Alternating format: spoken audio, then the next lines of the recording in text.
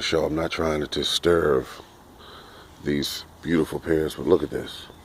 And some of them get smaller. This is the first time this year this tree produced, and I'm just looking and seeing what I have and learning at the same time. These are Bartlett's, supposed to be one of the finest eating pears of all, and just wanted you to see. And down here we have one that's completely green. That's due to lack of sunlight. It's going closer towards the middle of the tree. But I gotta tell you, it's worth growing your own items, folks. And like I said in the other videos, pay attention to the soil. And if you look down here, what I'm walking in is all wood chips. That's all it is. About 6, 7, 8 inches of wood chips. Most likely about 7 inches of wood chips. Got some squash growing here, and it was put in about a week ago. About a week, and it was a little tiny, very tiny plant. But everything grows great when you put it in wood chips. I mean, everything does. Honestly, I can't believe how things grow. I have grapes and over here, if I can get over here, but this whole yard is growing incredibly. Everything is growing fast. Everything. I mean, I can't even believe what this is doing. This is those are cherries in that tree there, further back against the wall, tall. I had been. That's a weed, and it is almost an inch around, and everything. That's the only problem with wood chips is that everything else benefits. Everything benefits from the wood chips, and also the leaves. I collect a lot of leaves as well. Well, my neighbors do, and when they take them out of their yard, I take them. Some people say, "Well, why do you take leaves?" I take up close to 800-900 pounds of them a year from neighbors.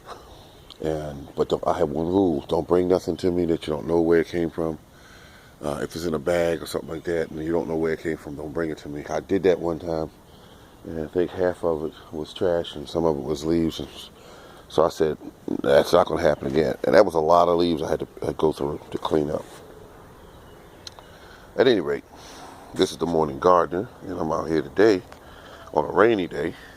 And this is my new tree, and it is just starting to put out its leaves.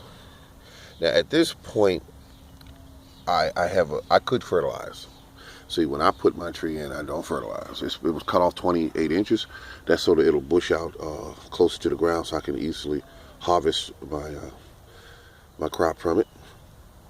And this tree is about 2 years old when it came here, and so there you go.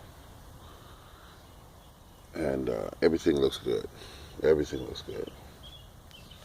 So I'm going to fertilize this a little bit later this week. Just some organic fertilizer. Just put a little bit down to give it a little boost. And that boost, it'll start rocketing off, growing leaves and growing branches. And that's what I want. Get it a good start before fall comes in. But all this here, this is weeds. Or let's put it in its proper perspective. Weeds are simply other types of plants that birds bring in that naturally grow here. And that's what basically weeds are. This is the Morning Gardener, and I'm out here having me a good time. It's kind of cool out here.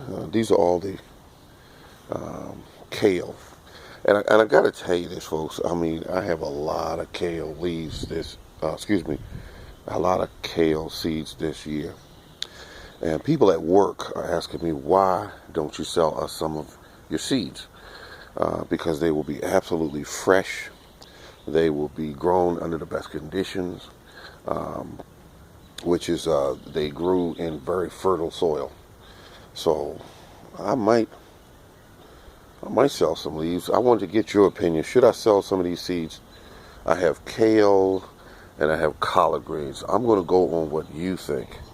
Would you buy seeds from me once these are processed And I'm going to give you a good amount of them if I sell them. I don't even know if I'm going to mess with them, but if I do, I have tens of thousands of fresh seeds.